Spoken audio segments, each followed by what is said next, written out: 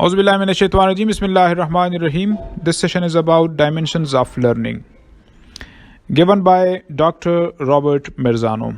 Dr. Robert Mirzano is an educationist, एक trainer का तौर पर भी काम कर रहे हैं और अभी तक मोर देन 20 बुक्स लिख चुके हैं और मुख्तलिफ आर्टिकल्स वगैरह भी लिख चुके हैं। चूँकि टीचिंग लर्निंग प्रोसेस का इनका वसी तजुर्बा था तो उन्होंने डायमेंशंस ऑफ लर्निंग आइडेंटिफाई कर ली जो 5 इन नंबर हैं। अच्छा, डायमेंशंस के मुतालिक मुख्तसरन बता दूं कि हम किसी चीज़ की तरफ देखते हैं तो मुख्तलिफ डायमेंशन से मुराद है एंगल से देखते हैं या पर्सपेक्टिव से चीज़ों की तरफ देखते हैं। इस तरह से डॉक्टर रॉबर्ट मिर्जानो ने लर्निंग प्रोसेस के जो डिफरेंट एस्पेक्ट्स हैं या डिफरेंट एंगल्स हैं सो उनकी तरफ देखा and he identified that there are 5 dimensions of learning.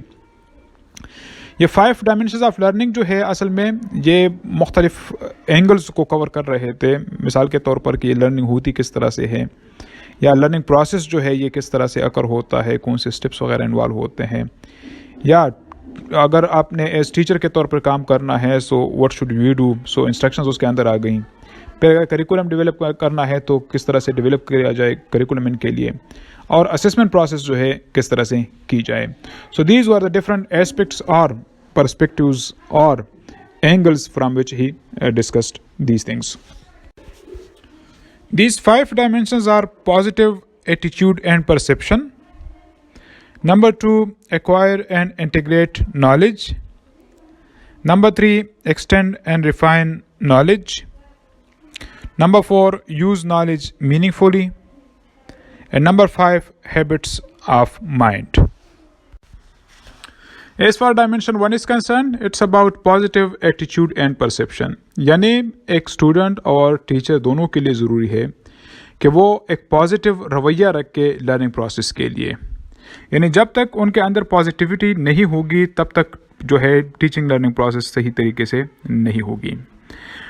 2 aspects या 2 एंगल्स जो है यहाँ पर आइडेंटिफाई किए गए हैं कि ये जो एटीट्यूड है, ये जो पॉजिटिविटी है, ये जो मुस्बत सोच है, ये तो एक लर्निंग क्लाइमेट के मुतालिक होनी चाहिए। यानी जो एनवायरनमेंट है स्कूल के अंदर, क्लासरूम के अंदर, तो उनके मुतालिक सोच जो है पॉजिटिव होनी चाहिए। एंड नंबर 2, जो क्लासरूम के अंदर मुख्तलिफ एक्टिविटीज़ वगैरह दी जाती हैं, यानी होमवर्क अगर बच्चों को दिया जा रहा है या क्लासरूम के अंदर कोई ऐसा टास्क दिया जा रहा है तो बच्चा उसके लिए पॉजिटिव मेंटलिटी रखता हो, पॉजिटिव थिंकिंग रखता हो। यानी जब तक वो किसी टास्क को मेंटली एक्सेप्ट ना करे तो टीचर साहिबान जो है वो चीज़ बच्चों को ना दें। इसी तरह से जो एनवायरनमेंट है तो टीचर कोशिश करे कि एक ऐसा एनवायरनमेंट कायम कर ले कि जहाँ पर बच्चे जो है वो पॉजिटिव थिंकिंग उनकी डेवलप हो, एज वेल एज वो बेहतर तरीके से काम कर सके। As far dimension 2 is concern, it's about acquisition and integration of knowledge. यानी नॉलेज जो हम गेन करते हैं, जो हासिल करते हैं, सो उनको हम इंटीग्रेट भी कर लें। इंटीग्रेट से मुराद ये है कि हम उनको, यानी कभी जो चीज़ हम सीख रहे हैं सो पिछली जो भी हमारी लर्निंग हुई है तो उनके साथ वो मिला लें या इदगाम कर लें। यानी हर एक लर्निंग को हम दूसरे के साथ मिक्स कर लें, that is called integration of knowledge. अब अकॉर्डिंग टू मिर्जानो जो हम नॉलेज गेन करते हैं सो नॉलेज आर ऑफ 2 टाइप्स। एक को उन्होंने डिक्लेरेटिव नॉलेज का नाम दिया है। डिक्लेरेटिव नॉलेज से मुराद ये है कि हम जो फैक्ट्स एंड फिगर्स बच्चों को सिखाते हैं, डेट्स सिखाते हैं, यानी किसी ख़ास इवेंट के मुतालिक हम नंबर्स ऑफ पर्सन्स जो इन्वॉल्व थे उनके मुतालिक बात करते हैं, या किसी ख़ास डेट की बात करते हैं कि ये वाक़या जो है फ़लाँ डेट को हुआ था। इसी तरह से जो इवेंट्स हो चुके हैं सो वहाँ पर जो मुख्तलिफ हैपनिंग्स हो चुकी हैं सो उनके मुतालिक जो हम फैक्ट्स एंड फिगर्स बयान करते हैं that is called declarative knowledge. दूसरी टाइप जो नॉलेज है दैट इज़ प्रोसीजरल नॉलेज, जो हम बच्चों को मुख्तलिफ स्किल्स सिखाते हैं, मुख्तलिफ प्रोसेसेस सिखाते हैं, यानी बच्चों को जो इन्वॉल्व किया जाता है और उनको मुख्तलिफ हुनर वगैरह सिखाए जाते हैं, that is called the procedural knowledge. So, according to Mirzano, there should be integration of declarative as well as procedural knowledge, क्योंकि declarative knowledge में सिर्फ वो facts and figures या remembering पे मेन फोकस होती है, जबकि जो प्रोसीजर नॉलेज है सो वहाँ पर हम use of the learn knowledge भी उनको सिखाते हैं। Dimension 3 is about extension and refinement of knowledge, یعنی نالج کو ایکسٹینڈ کرنا ہے اور کو ریفائن کرنا ہے.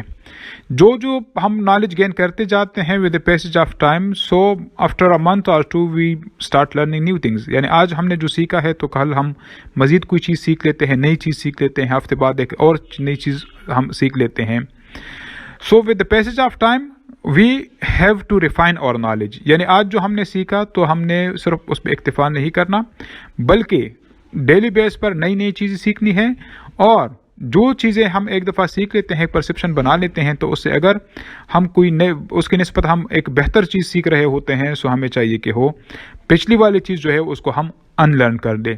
جب ہم ان لرن کر لیتے ہیں سو ہماری نالج کے اندر پھر ریفائنمنٹ آتی ہے.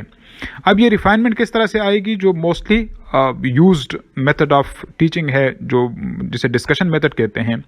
جب ہم بچے کے ساتھ ڈسکشن کرتے ہیں یا بچے کو ایسی سچویشن میں انوالو کر لیتے ہیں کہ جہاں پر وہ ڈسکشن کرے، جہاں پر وہ کمپیریزن کریں، اور جہاں پر ہم ان سے ایکسٹریکٹ کریں چیزوں کو، سو وہاں پر ان کے نالج میں مزید ریفائنمنٹ آتی ہے. کیونکہ جب ہم ڈسکشن کرتے ہیں تو آلریڈی اگر ان کا کوئی مائنڈ سیٹ بنا ہوا ہے کسی چیز کے متعلق، تو یا تو اس میں ماڈیفیکیشن آ جاتی ہے، یعنی آپ نے اپنی طرف سے کچھ ایڈ کر لیا اور آلریڈی بچے کے ذہن میں ایک بات تھی، سو آپ نے جو ایڈ کر لیا سو بچے نے اس کو اپنا لیا، سو اس کے پر جو بھی نظریہ تھا کسی چیز کے متعلق وہ ماڈیفائی ہو گیا.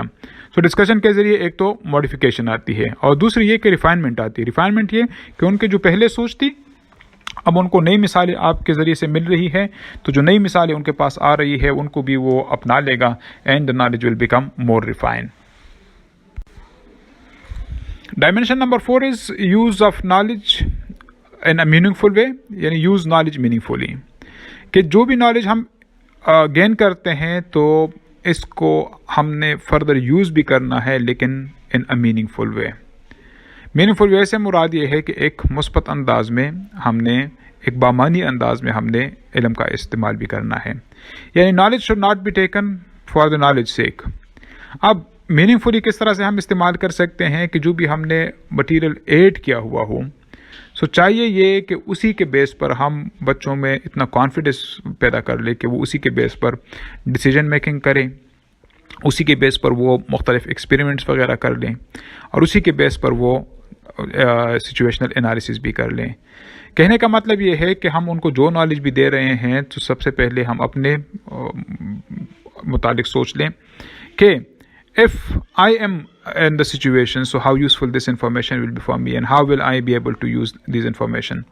یعنی ایک بحیثیت ایک استاد آپ نے یہ سوچنا ہے کہ اگر میں ایک شاگرد کی جگہ پہ ہوتا تو یہ جو نالج مجھے دی جا رہی ہے تو آیا اس نالج کا مجھے بعد میں کوئی فائدہ ہوتا؟ کیا بعد میں اگر کوئی سچویشن ارائز ہوتی ہے تو اسی نالج کو استعمال کرتے ہوئے کوئی فیصلہ اگر مجھے کرنا پڑتا، سو آیا یہ نالج جو ہے میرے کام آتی کہ نہیں آتی؟ سو اس طریقے سے we have to provide the students with information and knowledge in such a way that it may help them in the decision making also in their lives.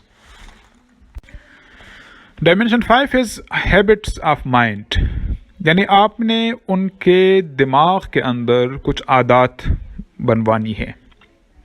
یعنی ان کے مائنڈ سیٹ کو آپ نے اس طرح سے بنا دینا ہے کہ ان کے اندر یہ کچھ عادتیں ہیں وہ خود بخود آ جائیں. As far Marzano is concerned, he says that there are 3 things they are linked with mind or mindset. Number 1 is critical thinking, number 2 is creative thinking, and number 3 is self-regulated thinking.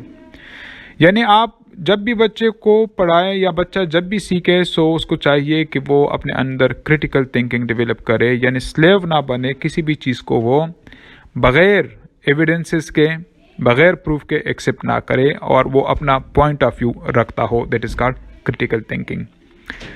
As far creative thinking is concern کہ ہر ایک بچے میں آپ اتنا confidence پیدا کر لے کہ وہ خود کریٹیوٹی لائے اپنے اندر.